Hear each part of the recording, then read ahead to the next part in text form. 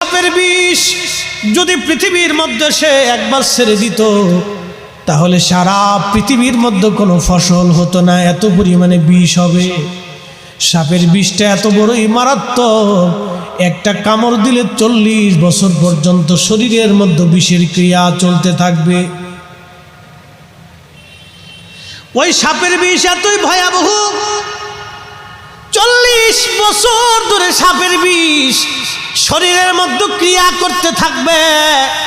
কবর এত বড় ভয়াবহ, কবর এত বড় ভয়াবহ। কে কে ওই কবরে আপনার আসবে? বাজান খুব মনোযোগ দিয়েন।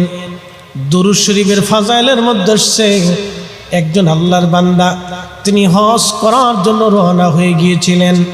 উনি রওনা হলেন, বহু দূর যাওয়ার পরে ইরাকের মরুভূমির মধ্যে সে মারা গেল।